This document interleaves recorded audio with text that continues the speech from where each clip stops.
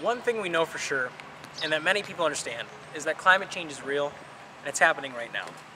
Sure, some people doubt it because of uninformed rhetoric from politicians and other influential leaders. And there are corporations right now, large industries, that are benefiting off of the destruction of the planet, and that seek to destroy it by keeping this issue in the dark. Lobbyists work to ensure that pro-environmental policies that threaten the profits of the big polluters are squandered. And every day we're seeing the weakening of institutions that ensure that we have clean air to breathe, fresh water to drink, and just overall sustainability. Right now, the president of the most powerful country in the world says that climate change is a hoax and it was made up by the Chinese. And we have already seen the threat of funding being eliminated for important institutions that are leading the field of research and development towards a more sustainable society. The truth is, it doesn't matter what people think, because what is perhaps the greatest threat to all of humankind doesn't care. Regions will continue to become even more destabilized. We will continue to see really violent storms. There will be more droughts, acidification of the oceans, and rising sea levels that have the potential to put entire countries underwater. What will happen when 2/3 of the world's population who live near coastlines have to migrate inland? What will happen when there are even worse droughts and more people die because of starvation? Precious natural resources are under threat. And it isn't what you may think. It isn't the burning of fossil fuels that is doing the most damage, although that is a large part. Quote, "The single largest contributor to every known environmental ill known to humankind, deforestation, land use, water scarcity, the destabilization of communities, world hunger, the list doesn't stop. It's an environmental disaster that's being ignored by the very people that should be championing it. The contributor?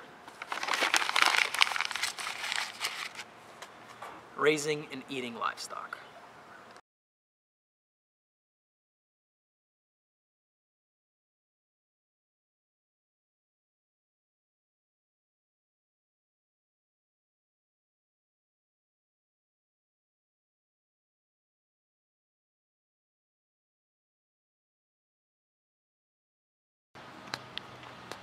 One of the largest issues that faces us today that stems from animal agriculture is water consumption. Water is the single most important tangible resource we have on this planet. While the natural resources industry has a large impact on our water reserves, animal agriculture has an impact that is borderline unquantifiable. The water usage of hydraulic fracturing ranges from 70 to 140 billion gallons per year. Now, if we compare that to animal agriculture uses 34 to 76 trillion gallons per year. That is unprecedented levels that we have never seen before. 80 to 90% of all water consumption is due to agriculture. 56% of that is due to the feed that we give to the animals that are raised for slaughter. If we were to break down all the processes of water usage in the cycle of animal agriculture, we would see that it costs us 2,500 gallons of water to produce 1 pound of beef. Now, to put that in perspective for you guys, it takes a little over 10 gallons of water to produce a pound of broccoli. This presentation is pretty depressing, to be honest with you. You know what's even more depressing? Is that the leading proponents of environmental science and climate are not exposing the number one thing that is destroying our climate itself.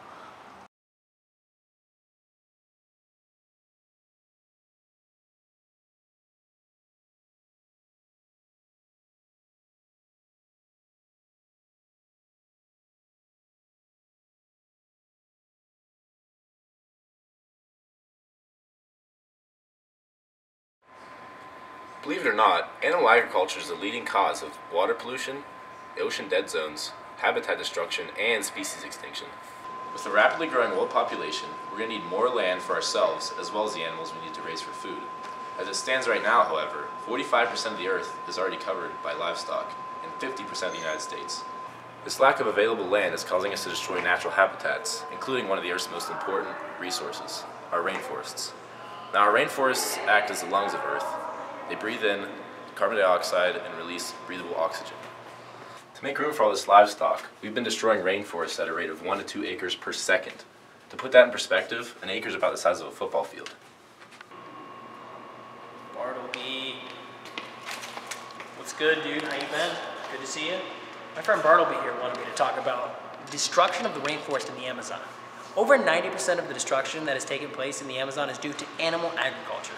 And as of 2013, 136 million acres of Amazonian forest has been destroyed. Every day, that is over 100 plants, animals, and insect species that are lost. And the habitat destruction doesn't stop there. Animal agriculture greatly affects aquatic life. Just in the United States alone, 7 million pounds of excrement are produced by animal farms every minute. So what happens is that excess nitrogen leaks into the water supply and eventually goes into larger bodies of water, creating dead zones, which, as we have learned in class, are areas that are completely devoid of life.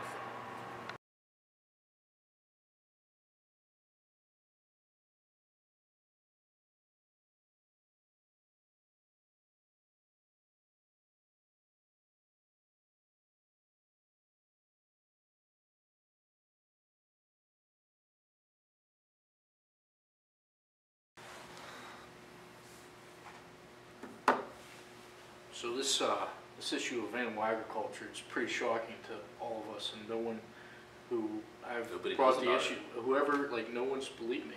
No one takes me seriously. It took me so long to learn about it because it's not publicized. It's not in the books. It's not on Greenpeace. It's not on Sierra Club. Yeah, the biggest environmental organizations, they don't publicize it. Nobody does. And the people who do publicize it, no one believes them. Yeah. So are we all under the assumption that even the environmental agencies could potentially be bought off by the animal agriculture industry? Well, what happened in Brazil over the past 2 decades? 1,100 activists were just killed because they tried to speak up about it. 1,100 people in 2 decades, excuse me. Over 500 people in 10 years are killed by the animal agriculture industry for just speaking their mind and just speaking out against it. A nun from the United States was killed. So how do we solve this issue? How do we bring this to fruition? How do we give this issue light? I think this is the most important thing in front of us. We need to sit down. We need to solve this. This is the #1 issue facing our country right now. We cannot fight. The world, yeah. We cannot fight injustice without a planet. Racism, sexism, inequality, none of it matters if we don't have air to breathe. Global warming is real, and if we don't do something now, everything's going to be underwater. like he said, mass migrations. It's going to be complete chaos. Climate change is no longer a debate. We have less than 50 years of our natural resources, and I don't know about you guys, but I am picturing some pretty catastrophic things if we don't turn sustainable. The low-flow shower heads, the efficient toilets, it's not going to matter if you don't change what goes in your mouth. One hamburger from McDonald's is 660 gallons of water. That's 2 months of showering. You have to hit the industries where it hurts, and that's their wallets. Because it's not an industry for health. It's not an industry for the good of humanity. It's an industry that relies on the suffering of animals, the suffering of the planet, all to make a profit. I think we need to wrap this up by saying it's very disheartening to see that these corporations are silencing all the people who are standing up for the right thing. It's disheartening to see these environmental agencies who are bought off by the animal agriculture industries, and they're not willing to bring this problem to the public. It's our job as citizens, as fellow students, as workers, whatever your position may be in society, it's time to bring this issue to light, because this is the future we're talking about.